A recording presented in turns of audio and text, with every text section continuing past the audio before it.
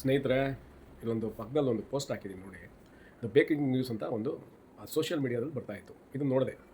ಇದನ್ನು ನೋಡಿ ನನಗೇನು ಅನ್ನಿಸ್ತು ಅಂದರೆ, ಯಾವುದೇ ಒಬ್ಬ ವ್ಯಕ್ತಿ ಜನಗಳ ಪರವಾಗಿ ಪಾರ್ಲಿಮೆಂಟಲ್ಲಾಗಲಿ, ವಿಧಾನಸಭೆಯಲ್ಲಾಗಲಿ ಅಥವಾ ರಾಜ್ಯಸಭಾ ಇದರಲ್ಲಾಗಲಿ ಧ್ವನಿ ಎತ್ತಿದ್ರೆ ಅಂಥ ವ್ಯಕ್ತಿನ ಯಾವುದೇ ಪಕ್ಷದವರು ಕೂಡ ಅವರು ಮಾನ್ಯತೆ ಕೊಡಲ್ಲ, ಮತ್ತು ಅವರಿಗೆ ಆ ಪಕ್ಷದಲ್ಲಿ ಉಳಿಗಾಲ ಇಲ್ಲ ಅನ್ನೋದು ಈ ಒಂದು ಪೋಸ್ಟಿಂದ ಸಾಬೀತಾಗಿದೆ. ಸೊ ಏನು ಈ ರಾಜಕೀಯ ಪಕ್ಷಗಳ ಅಜೆಂಡಾ? ಜನಗಳನ್ನ ಮರಳು ಮಾಡಬೇಕು, ವೋಟ್ ತೊಗೊಬೇಕು, ಗೆಲ್ಲಬೇಕು, ಗೆದ್ದ ಮೇಲೆ ಅಧಿಕಾರ ಹಿಡಿಬೇಕು, ಅಧಿಕಾರ ಹಿಡಿದಾದ್ಮೇಲೆ ಅದೇ ಜನಗಳಿಗೆ ಮುಂಡಾಯಿಸ್ಕೊಂಡು ಹೋಗ್ತಾ ಇರಬೇಕು.